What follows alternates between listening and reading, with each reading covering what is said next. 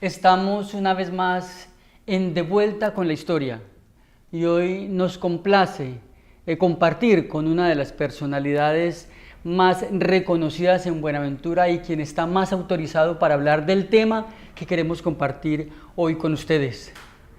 La historia de la participación cívica, de los liderazgos sociales que ha vivido Buenaventura y que salieron a flote y se recuerdan muy frescamente para nosotros a raíz del paro de 2017, pues eso tiene unas raíces en la historia y nuestro invitado tiene el privilegio de conocer esa historia no porque se la contaron, sino porque definitivamente la ha vivido y ha contribuido a construir, a escribir esa historia. Se trata de Manuel González Solís.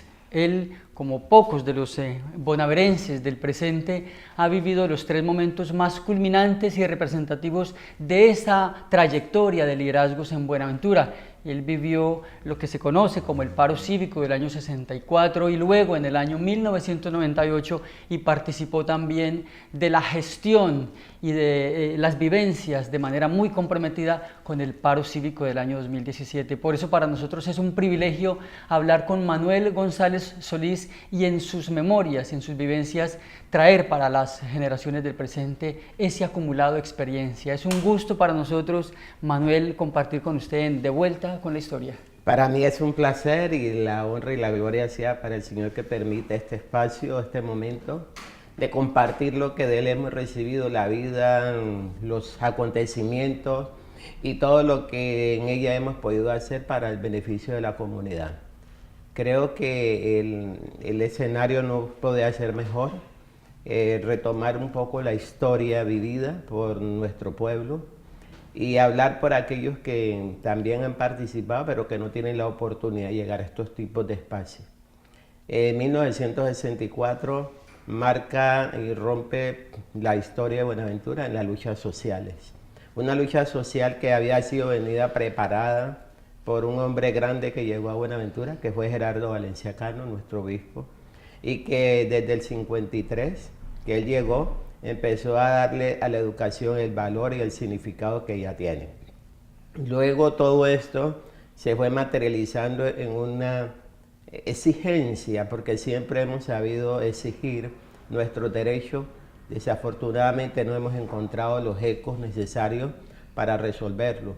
Y fue así entonces como una vez, yo tenía 16 años, venía haciendo algunos ejercicios de estudio de la problemática afro con Walter Aspiazo, la logia, ¿sí? Y estudiábamos algunas veces allí en calle Bajo Firme, estudiábamos algunos elementos de la lucha de las comunidades en Estados Unidos, todo eso, las panteras negras, todo eso.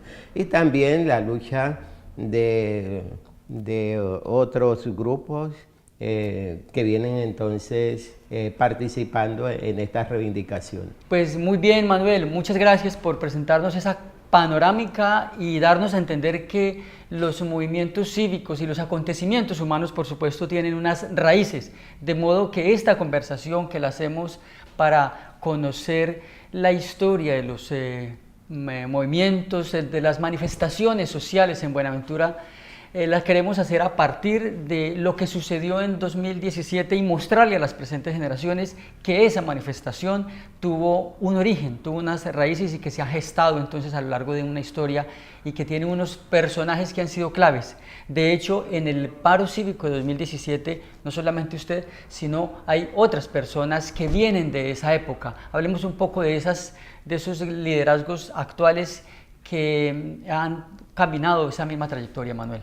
De esos liderazgos iniciales hoy pues quedan muy pocos, ¿no? Quedan muy pocos. Resaltan los que aparecieron luego del 98 o un poquito antes del 98, que tenemos un grupo de personas bien significativas allí. Hernando Palacios, tenemos a Hernando Palacios, tenemos a Manuel Bedoya. Hernando Palacios es conocido, como muy Chandolera, conocido como Chandolera. Chandolera. Tenemos a Narcilo Rosero, a Humberto, tenemos también a Nicolás Rodríguez,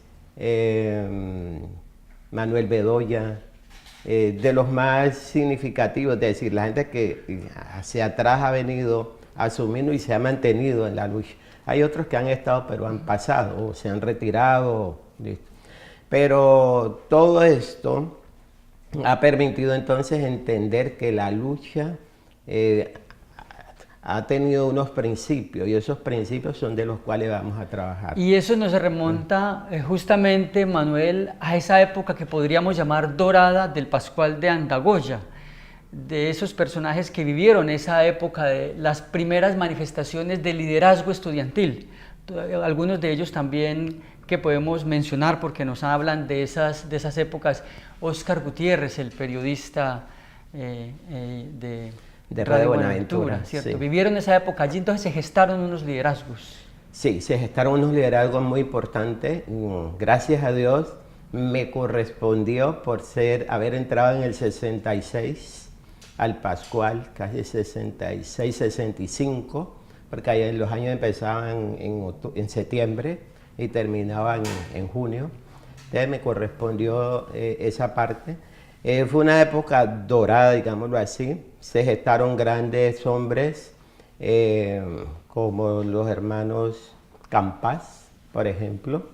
Tenemos también a Raúl Cuero, ¿sí? Tenemos a Gilberto Cuero, otro personaje muy significativo para la ciudad. También pascualino Nicolás Lobatón, ¿sí? Deportistas y académicos. Deportistas y académicos. Y tenemos también personajes que se destacaron mucho en el ámbito científico. Hay un muchacho que le conocíamos con el nombre de Abdul.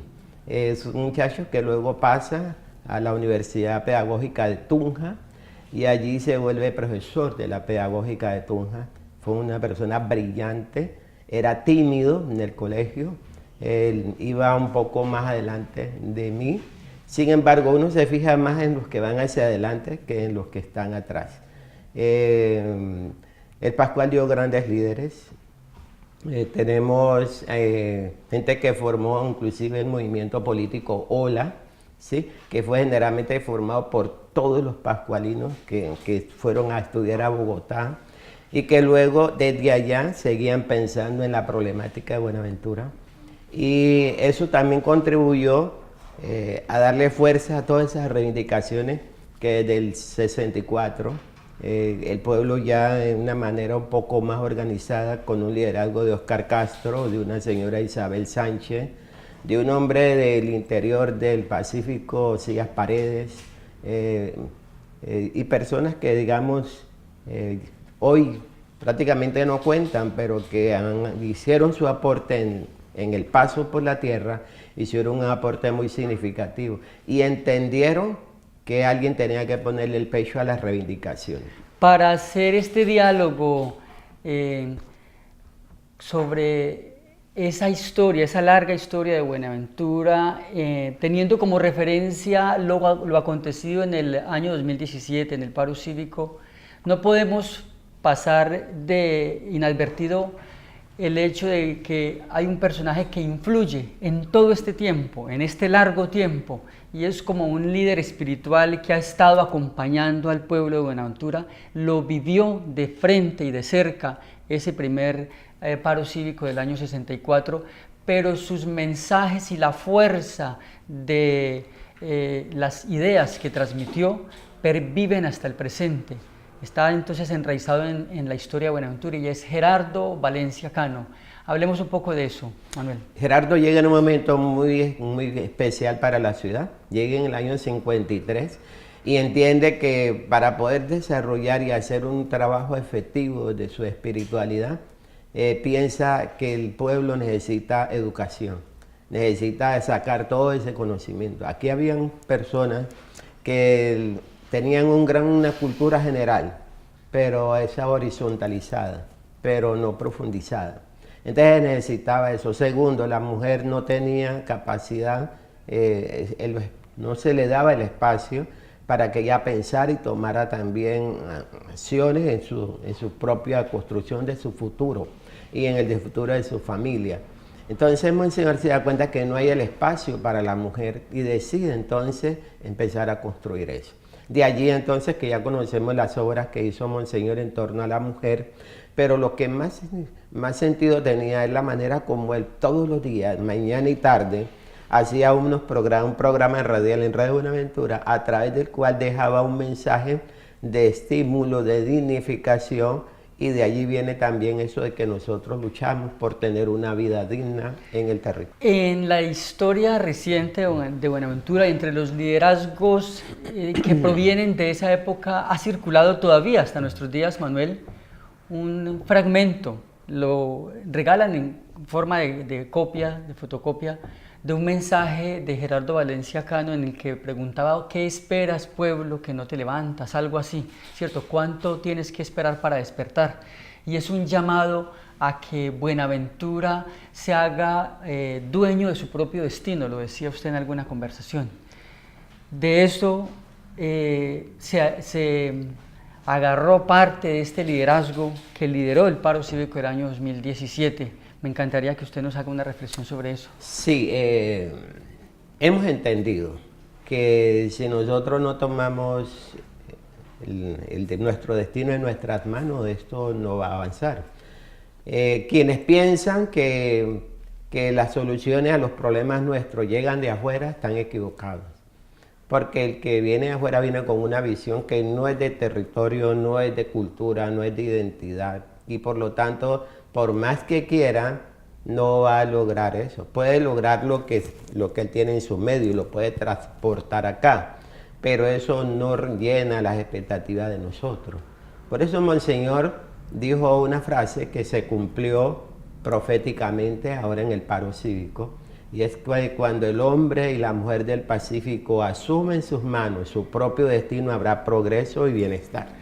Y esa frase tiene un gran valor porque se levantó Tumaco, se levantó Quibdó, o todo el Chocó, digámoslo así, se levantó Buenaventura. ¿Y quiénes estuvieron al frente?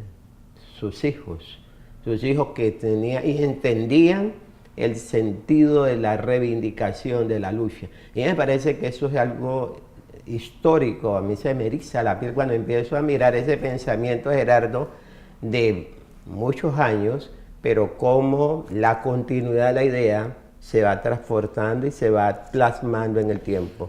Esos líderes de Buenaventura, esos líderes de Tumaco, esos líderes de Chocó, tenemos que generar un espacio, porque tenemos que pensar como región.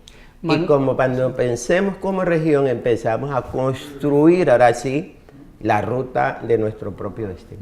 Manuel, y retornando a esa década del 60, cuando se da el primer paro cívico, del cual dice usted, lo llamamos hoy paro cívico, pero no tuvo las dimensiones de lo que hemos visto recientemente. Sin embargo, fue como el primer gran momento en que el pueblo tiene unas manifestaciones de rebeldía y de reclamación. Y fruto de esas reclamaciones hemos visto en la historia que a Buenaventura le han quedado algunos resultados. Entonces, en el año 64, en ese entorno donde había estudiantes brillantes, académicamente, buenos deportistas, se dan unas insatisfacciones. ¿Cuáles fueron esas reclamaciones? Pudiéramos decir que se mantienen en el tiempo. El problema del agua, que ha sido impoluto, digámoslo así, no ha sido posible resolverlo. El problema de la salud, que se nos va agravando por momentos, digamos, tenemos oasis, es decir, como descanso, hay algunas salidas positivas, pero que luego al no mantenerse los niveles se caen. Y al caerse, entonces volvemos a las crisis. Tenemos el problema educativo que es de fondo, que no pasa solo por la planta física, no pasa por mantener un nivel de rendimiento, sino que pasa por hacer de la educación algo que apropie herramientas para que quien estudia pueda ser gestor de vida y que pueda también construir su propio destino. Una educación que no te lleve a realizarte como persona, que no te brinde, perdón que estoy un poco difónico, una educación que no te permita transformar esa realidad que tú vives, pues una educación que tiene que entrar en crisis. Y tiene que entrar en crisis porque nosotros mismos generamos la crisis, decir esto no nos sirve. Y en parte uno puede mirar los comportamientos de los jóvenes y uno entiende por qué las migraciones de tantos ciudadanos de Buenaventura hacia afuera. ¿Por qué? Porque es que hay un afán de mejorar las condiciones de vida. Y eso tiene una explicación, es que lo que estoy recibiendo como educación no me permite aprovechar el recurso que tenemos. En cambio, los que vienen de afuera, que vienen con todas las potencialidades y las capacidades, pues lo hacen porque tienen otro tipo de formación, otro tipo de visión que aquí falta. ¿Sí? Entonces la educación nuestra tiene que ser reforzada por nosotros, que tenemos que buscar la educación que queremos. Entonces, pudiéramos decir que el paro desde el 64 apuntó y avanzó hacia la infraestructura, no teníamos vías. La única vía es la que se ha hecho para la parte portuaria. Por eso muchos le llaman que Buenaventura, dicen, es el puerto de Buenaventura, el puerto. Y esa frase nos hace daño, porque nosotros no somos puertos. Deja de lado la ciudad. Exacto, somos una ciudad, somos un conglomerado que piensa, que siente y que ha contribuido a que esa parte portuaria exista y se desarrolle, pero que no ha contribuido en la parte social a nosotros. Esa es una deuda histórica que hay que empezar a pagar y a corregir. Estamos en De Vuelta con la Historia y hablamos con Manuel González Solís acerca de la trayectoria de las reclamaciones cívicas de Buenaventura. Vamos a ir a una pausa y a continuación hablaremos de las personas que lideraron ese primer momento, ese primer brote de insatisfacción ciudadana en el año 1964.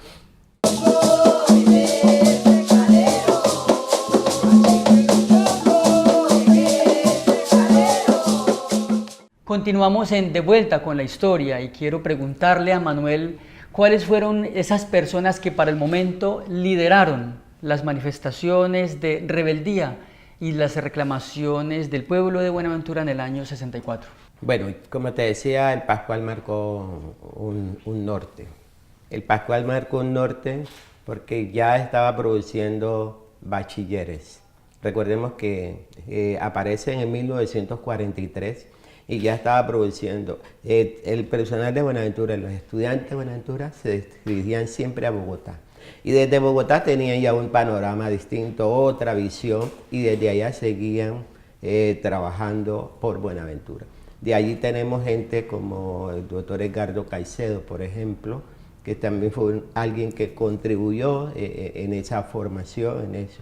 Decían los hermanos Campás. Usted nos hablaba de Óscar Castro, que dice que Óscar fue Castro, Isabel Sánchez. Óscar Castro era una persona que no era de Buenaventura, pero que Buenaventura tiene algo, tiene una magia, que el que llega se enamora de Buenaventura, ¿sí? Y eso hace que se sientan de aquí. Y a veces dicen, yo amo más esta tierra que las mismas que han nacido en este lugar.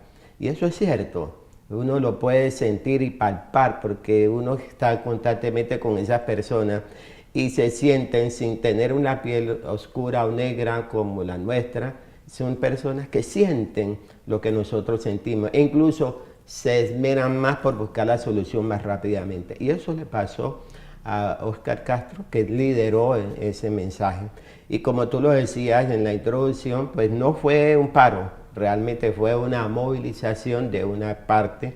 Recordemos que la ciudad no tenía mucho crecimiento, escasamente llegaba hasta donde tenemos el cementerio, sea que hay 6 kilómetros, y eso hizo posible entonces que Buenaventura pudiera como compenetrarse un poquito más. Entonces fue una gran marcha, una movilización, y hay que recordar entonces a Antonio Ahumada Fernández, un gran periodista que sacó, líder Renato Batalla, periodistas que sacaron esa información, hicieron posible que al interior se escuchara que acá había una protesta.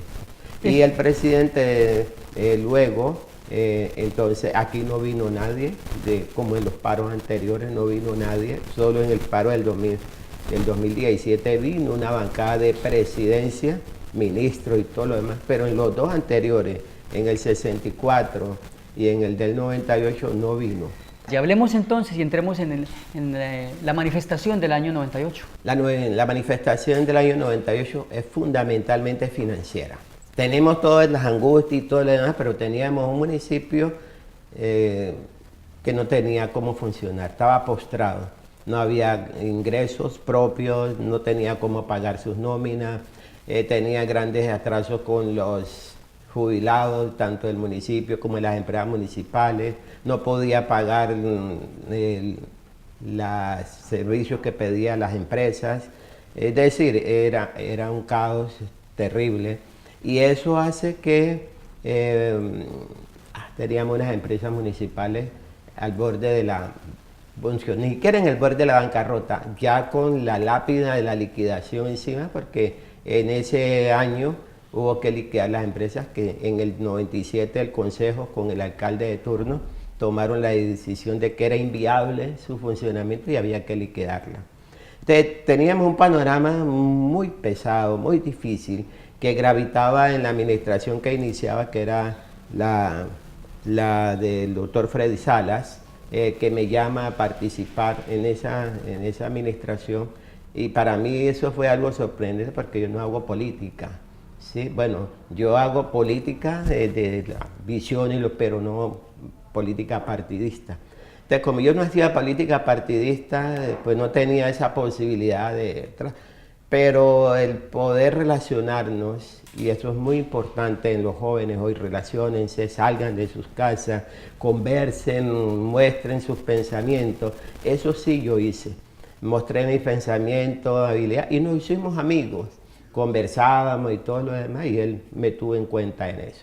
Entonces ese paro del 98, como te digo, apuntó mucho a buscar soluciones institucionales, ¿sí? Darle funcionabilidad a la alcaldía, y se logró en parte porque de allí apareció la ley 550, que creo que fue uno de los grandes avances de lo que pudo haber dejado el paro cívico, aunque no quedó plasmado allí como tal, sino las exigencias, recursos para que funcionara la administración.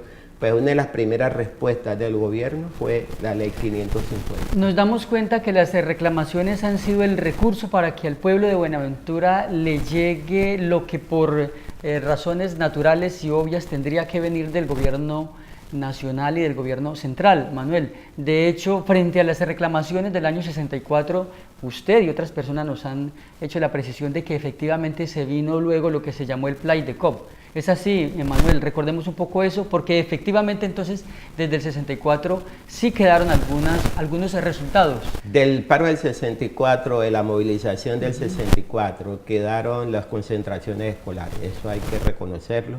Y es también la lucha de los profesores y estudiantes hoy que se remodelen estas plantas físicas, que se les dé y que se vaya pensando también cómo en un momento dado se pueden reiniciar, porque ya tiene mucho tiempo de haber sido construida.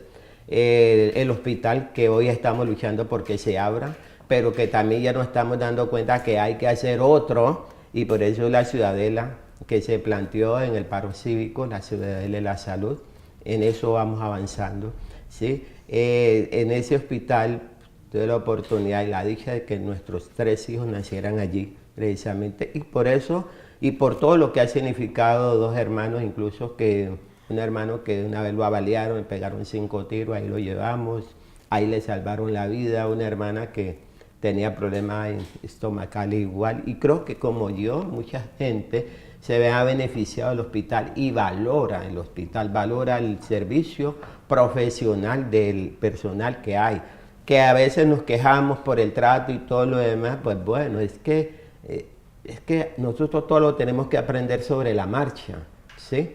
Y como tenemos que aprender sobre la marcha, pues tenemos que ir entendiendo que todavía quedan errores. Otra de las grandes cosas es que aparecieron los anillos. Buenaventura no, lo que es de la República de Venezuela, la concentración hacia Viento Libre, no había nada, eso era puro puente. ¿Eso es resultado de cuál de las manifestaciones? Del 64. Ya. Del 64, los anillos, la pavimentación del Capricho, ¿sí? Eso que sale y conecta acá cerca de frente a donde quedaba Plan de Padrinos, todo eso. La vía alterna, esa que hay, porque antes teníamos una sola vía, y entonces ya se hicieron entonces otra vez, se amplió la vía, todo eso. Me parece que eso es significativo a nivel de Buenaventura. Sin embargo, queda la sensación de que al ser humano como tal no se le ha mirado con respeto. Y eso es decir, ¿de qué nos sirve que tengamos unas urbes, unos hospitales y todo lo demás? Pero si al ser humano como tal no se le dignifica, allí es donde tenemos la lucha. Y esa es la lucha que tenemos que hacer hacia adelante, la dignificación del ser humano. Y en ese paréntesis del 64 al 98, pues la movilización estudiantil del Pascual, del ITI, del año 70, que es una movilización que también reivindica el derecho del estudiante. Por ejemplo, nosotros consideramos que cada vez que se mata a una persona, a un estudiante, por ejemplo, el estudiantado tiene que levantarse, tiene que hacerse sentir. Es decir, no han matado a cualquier persona, han matado a una persona que intelectualmente se está preparando para servirle. Es una pérdida enorme para la sociedad, no solo para la familia, es para el conjunto de la comunidad. En estos días, y ya que estamos haciendo, pues es que habían matado a un muchacho de la Universidad del Pacífico, próximo a graduarse de arquitecto, y no he escuchado un pronunciamiento, y eso me parece, eso sí me duele, porque estamos como desligando las cosas, es decir, como que nos encerramos y eso no es conmigo, eso no es conmigo, eso no es conmigo, sí es con nosotros. Y en la medida que quienes actúan de esa manera entiendan que hay alguien que protesta, se abstienen de hacer eso. A nosotros nos sirvió la lucha y los guardas de ese entonces, que eran casi la autoridad en Buenaventura, se bajaron de ese pedestal por la lucha del estudiante y volvió entonces otra vez las administraciones y la policía a ocupar el lugar que ellos estaban ocupando. Pero eso es producto de la lucha, pero también de la convicción con que exijamos nuestros derechos. ¿Cuáles fueron para nuestros televidentes de Vuelta con la Historia las circunstancias del paro del 98? Es la crisis financiera de la administración municipal. Ese es el meollo. E incluso, tengo que confesarlo, algún día hay que decir las verdades, el doctor Freddy Salas fue un gran impulsor de ese país. ¿Por qué? Porque entendía que si no se apoyaba en el pueblo, no podía gobernar. Y las reclamaciones, porque hemos visto y hemos escuchado que del 98 al 2017 se hicieron aprendizajes, quienes vivieron un momento luego pudieron capitalizar esa experiencia vivida. ¿Qué era lo que reclamaban y cómo tramitaron esas reclamaciones, Manuel? Bueno, ¿qué aprendimos del paro de la movilización del 64 y del paro del 98? Aprendimos primero que teníamos que organizarnos por comité, y por eso el paro del 2017 arroja una estructura organizativa totalmente distinta a las anteriores, y sobre todo al paro del 98. Ya no se centró en un grupito de personas, sino en una colectividad, es decir, se abrió el espectro, tenemos ya organizaciones de base, tenemos consejos comunitarios, tenemos grupos indígenas. Eso facilitó también entonces hacer una distribución mejor de todo este proceso. Dos, entendimos que así como en el 98 nos dieron un ultimátum, levantan o metemos la policía, en ese entonces era la SIGIN, creo que era, todo eso nos sirvió también para entender que la dinámica del gobierno es desbaratar los procesos de lucha a través de otra agresión que es la militar. Entonces aprendimos eso. Entonces, ¿qué hicimos? Decidimos invitar a todas las organizaciones de derechos humanos internacionales que nos acompañaran en esta lucha, y así se hizo. Decidimos no centralizar como en el paro del 98, centralizar en el Puente del Piñal y en el Puente del Pailón la protesta, sino que decidimos abrir 11 puntos de encuentro pedagógico para decirle a la comunidad indiferente por qué estábamos en lo que estábamos. ¿Sí? Y eso también fue un proceso tan importante que se abrieron 100, pudiéramos decir que más de 100 puntos, a iniciativa de la misma comunidad que iba siendo consciente de todo este proceso. Manuel, a diferencia de lo que ocurrió ahora en el 2017, ustedes nos mencionaban también que habían hecho una lista muy extensa de exigencias y que eso facilitó que se diluyeran las responsabilidades y fue muy difícil que ustedes mismos le hicieran seguimiento. ¿Cómo fue eso? Precisamente hubo un cambio de estrategia. El paro del 98 arrojó una chorrera de puntos, todo el que decía tal cosa y se metía, el que decía el otro se metía. 75 puntos, el doctor Gardiazabal sudaba en el Hotel Estación donde estábamos reunidos estudiando todo eso, bueno, esto entra aquí, esto entra acá, esto, y bueno, se condensaron 75 puntos de todo lo que teníamos nosotros. Y él el día siguiente, el día lunes, porque eso fue en la madrugada del domingo, que se firmó por parte de él como garante y la comunidad también representada en los líderes, se hizo el acuerdo y se pudo levantar ese domingo, se pudo levantar el paro. Él viaja el día lunes, lo presenta al gobierno y el gobierno se encuentra que hay demasiados puntos y no hay responsabilidad. Esto quién lo asume, esto quién lo asume, esto a quién lo asume. Entonces, ¿qué decidieron en Bogotá? Hacer unas mesas. Entonces se convocó a Bogotá a los líderes y allá se empezaron las mesas y luego se hizo en Buenaventura. ¿Qué se determinó para el 2017? Esas enseñanzas nos sirvió. Entonces, ¿qué hicimos? Temáticas. Entonces hicimos mesas que pudieran recoger eso. Y las mesas surgieron a partir de las negociaciones.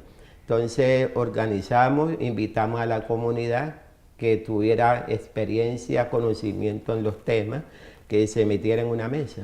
Fue libre, las puertas siempre han estado abiertas para todo aquel que quiere participar y eso fue producto de 9 mesas y decidimos hacer una mesa de derechos humanos, que fue la 10ª, que la consideramos que era el paraguas para todas las otras mesas en razón a que siempre hay retaliaciones, siempre hay violación de derechos, como efectivamente sucedió con el acontecimiento del día 19, que fue algo que nunca más esperemos que se repita de parte del gobierno, porque tiene un nombre propio, el gobierno hizo todo eso por defender unos intereses a costa de las necesidades sociales de un pueblo que es el dueño del territorio y que se le está quitando a la fuerza y metiendo, sí, en aras y entre comillas el desarrollo, cuando es un desarrollo que no te mira. Por eso digo, el estudio, los programas educativos tienen que ser revisados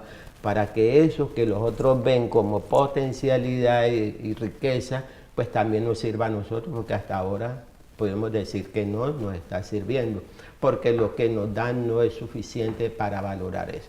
Los que hoy estamos luchando y estamos al frente de eso es porque hemos hecho un esfuerzo adicional para entender la dinámica. Sí nos hemos formado en esas mismas universidades, pero no nos hemos dejado, como dice, en cuadricular para pensar como piensan los demás y seguir en contra de nuestra gente. Por eso es muy importante que el profesional se concientice, que tenga identidad, que tenga sentido de pertenencia y que defienda lo que sus ancestros le han dejado. Porque si lo que él tiene hoy no es un regalo del gobierno, es un regalo de sus ancestros y de Dios que nos ha creado a todos nosotros. Eso es fundamentalmente la lucha. Entonces, hoy nosotros tenemos que organizar un paso. Nosotros tenemos ese paro del 98, dejó un COMPES 3410 y ese COMPES se puede exigir que se cumpla. estuvimos averiguando y nos dijo un abogado, ustedes lo que tienen que hacer allí es una acción de cumplimiento. Manuel, vamos a hablar de eso a continuación de la siguiente pausa. Recordamos a nuestros televidentes, estamos en De Vuelta con la Historia, hablando con Manuel González Solís acerca de los 3 momentos más representativos de las reclamaciones del pueblo de Buenaventura, sus memorias acerca de la manifestación del año 64, luego el paro cívico del 98, y con él vamos a acercarnos a esa experiencia vivida por el pueblo de Buenaventura en el año 2017. Ya regresamos.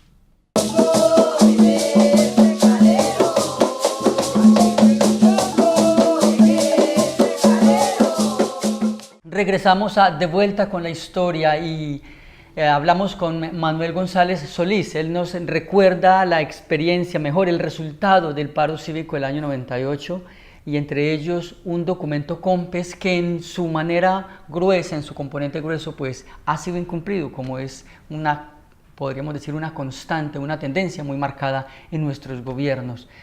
Manuel, hablemos de ese COMPES y de lo que ocurre ahora, ya entonces, de la manera como usted se acerca, cómo vive la organización y la gestión misma del paro cívico del año 2017. Muy bien, el COMPES del... El COMPES 3410 tiene techo en todas las mesas, porque en ese entonces se hicieron mesas. En cada uno de los puntos, ejes temáticos que con el gobierno se acordó, tiene un valor presupuestal. ¿Qué falta es?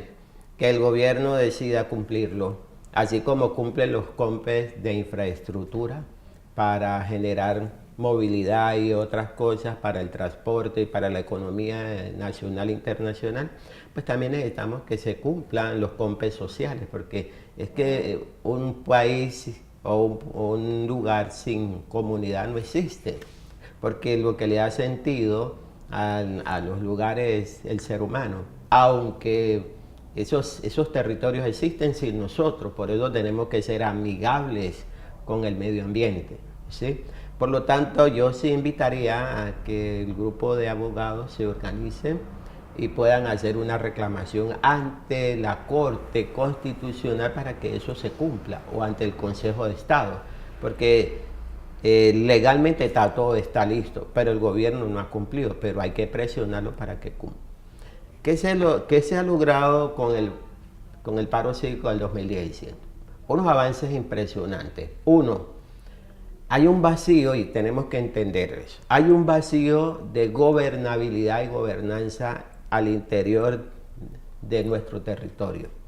Y ese vacío de gobernabilidad y gobernanza lo ha entendido el gobierno nacional, y por eso ha interlocutado más con la comunidad representada en el Comité Central y Comité Ejecutivo del Paro Cívico que con las mismas autoridades formalmente constituidas.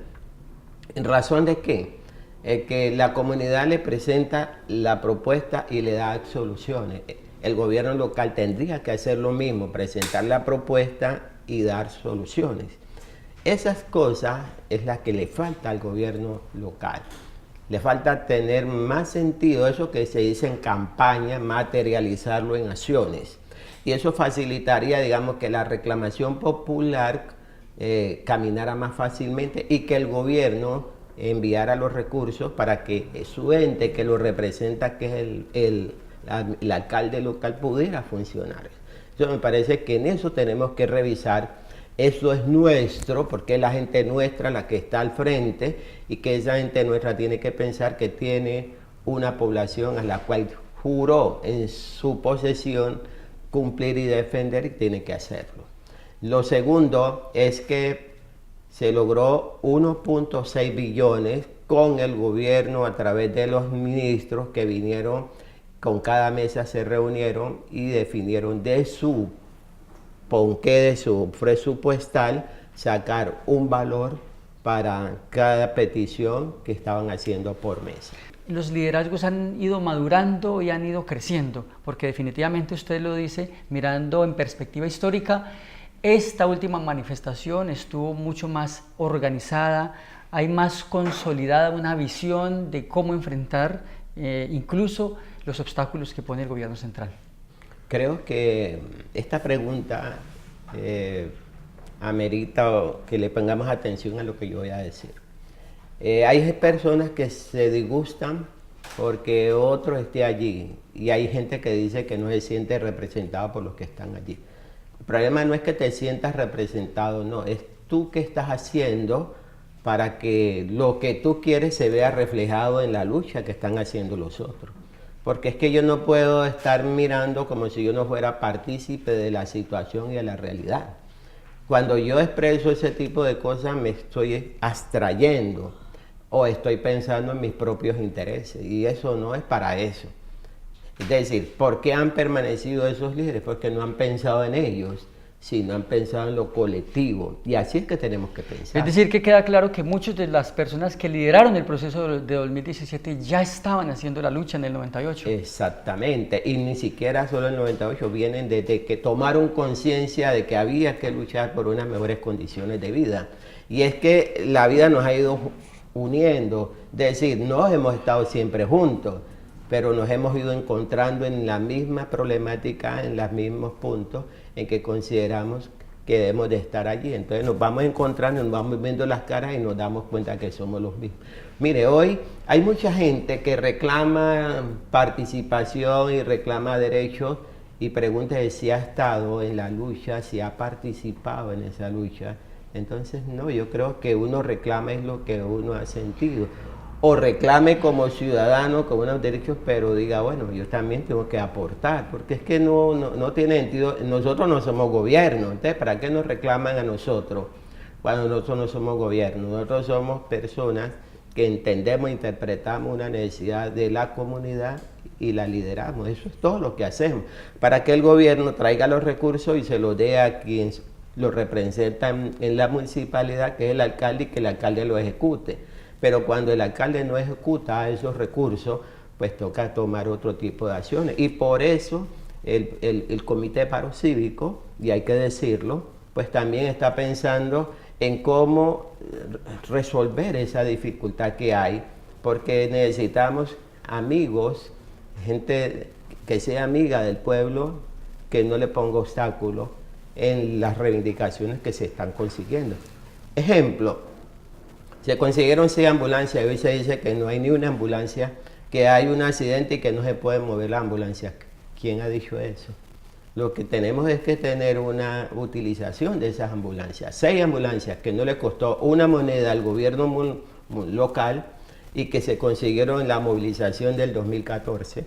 Se consiguieron sin que pusieran ni siquiera la contrapartida que era obligatoria. Dijimos, no hay plata acá, coloquen ustedes el 100% y se hizo eso. Recordemos entonces para nuestros televidentes, Manuel, que de ese paro cívico del 98 participaron varias personas que luego están en el paro cívico del 2017, estamos hablando de Nicolás Rodríguez, de Humberto Hurtado, de Narcilo, que junto con usted eran muy jóvenes en el año 64. Entonces, sí. Y esta generación vive de cierta manera el paro cívico del 98 y toma algunos aprendizajes. Hicimos algo y es una serie de reuniones que venían desde el 2013.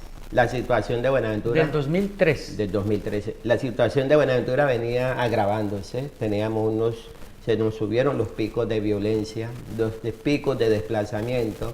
Llegamos a tener casi el 30% de la población desplazada, ¿sí? Teníamos la gente, los territorios estaban prácticamente que desocupados. Tenemos mucha gente por fuera de la ciudad, tenemos mucha gente por fuera del país. Y esas cosas son graves, muy graves en el conjunto de lo que tiene que ser la gobernabilidad. Entonces, estos líderes nos vamos encontrando y vamos entendiendo que hay que hacer algo para ese tipo de cosas.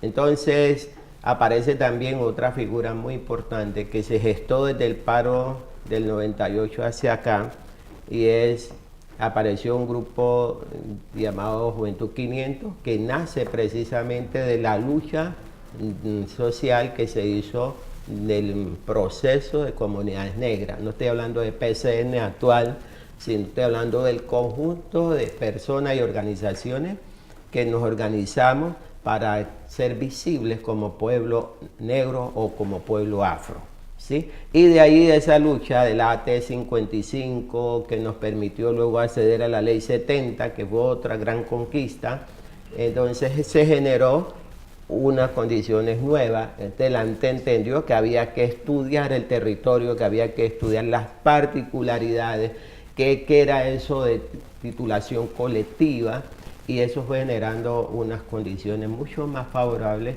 que ha permitido hoy defender la tierra recuperada ganadas al mar, ¿sí? A través de los rellenos, de todas las luchas que hicieron desde niños y todo lo demás, porque en esto lo bonito es que la familia se mete toda, ¿sí? Y eso es lo que tenemos que volver a tener hoy. Hoy decir, la lucha no lo tienen que hacer los mayores, ¿no? La lucha lo tienen que hacer. Y yo me gocé cada vez que subía y bajaba la avenida, me gozaba viendo a los niños jugar y participar. Decía, si yo hubiera tenido a la edad de estos niños que tienen 5 o 6 años, yo entré, cuando tenía 16 años, entré en esta lucha. Si yo hubiera empezado antes, decía, caramba, había ganado mucho más y mucho más en convicción, porque estaba bien viviendo lo que yo tengo que vivir y lo que tengo que hacer. Estamos llegando al final de nuestro programa, vamos a ir a la última etapa y va a ser muy difícil porque tenemos poco tiempo y cosas importantísimas que recordar. Digamos, por ejemplo, que la iglesia siempre ha estado presente en las luchas de Buenaventura y una figura de nuestra época es Héctor Epalza Quintero, quien vivió y lideró la gran marcha del año 2014 y cuya fecha está como en las raíces de esto más reciente, porque Buenaventura vivió una época muy especial, ¿cierto? Y luego está entonces ya esa forma como usted participa de lleno, pero usted mencionaba también, Manuel, que es otra época, porque se dio la Ley 70, una nueva constitución, más derechos y más herramientas para reclamar los derechos, y por eso ustedes pudieron conformar una mesa que tenía que ver con la protección y las garantías de los derechos. De ese entorno hablemos en esta última etapa del programa, porque como están las cosas, vamos a tomarnos un nuevo programa para hablar con Manuel de lleno acerca de cómo él vivió el paro cívico del 2017. Hoy hemos hecho un recuento y una panorámica. El cierre hablando de la figura y el aporte del líder espiritual Héctor Epalza, que por supuesto se conecta muy bien también con el liderazgo de John Reina, alguien muy activo en el paro cívico del 2017. Sí, hay que darle su honra y la gloria a Dios, que coloca personas siempre con ese carisma. Yo siempre recordaba el capítulo 3 del Éxodo, versículo 10, y Dios dice, he escuchado el grito, la angustia de mi pueblo y los voy a liberar, ¿sí? Y eso yo decía, eso nos tiene que dar la fuerza. Dios nunca está del lado de los opresores y no de los oprimidos. Dios no está al lado de los que son injustos, sino de los justos.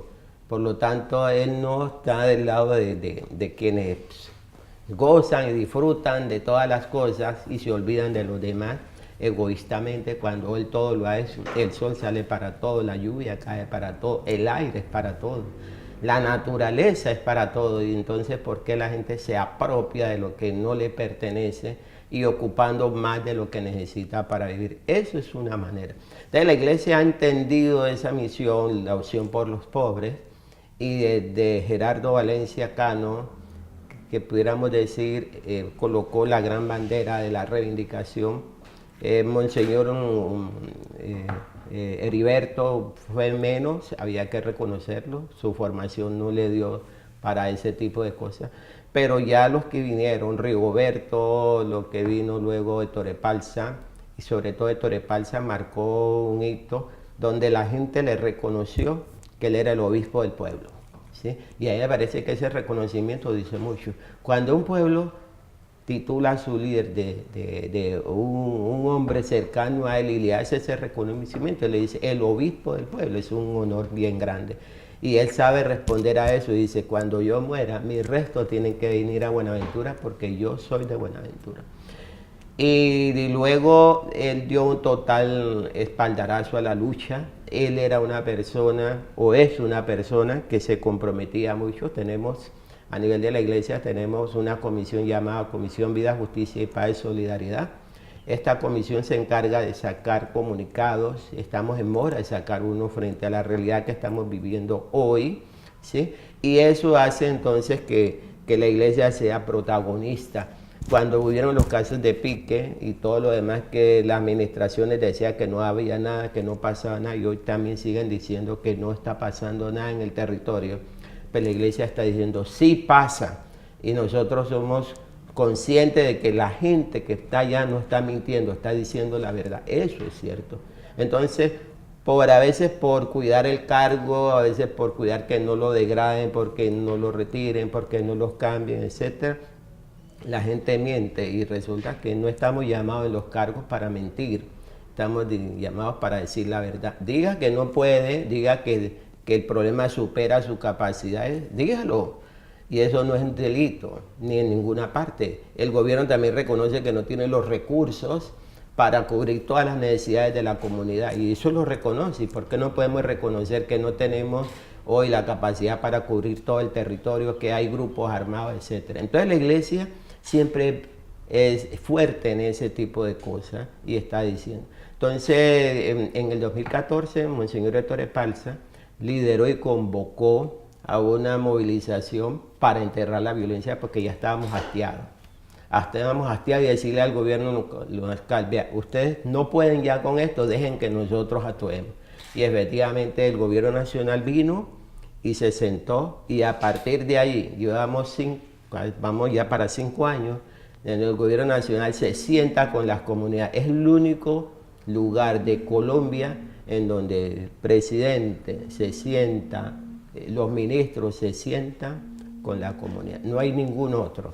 Y eso es algo que consigue la lucha de este pueblo. Y de eso vamos a hablar en nuestro próximo programa. Yo me sorprendo, y lo debo admitir al terminar el programa, lo he hecho en otros programas de esta misma serie, que el formato de Vuelta con la Historia no se ajusta a las exigencias y a los cánones de una televisión ágil, donde el televidente está acostumbrado a que le suministre muchos datos y mensajes cortos y pasa de un canal a otro.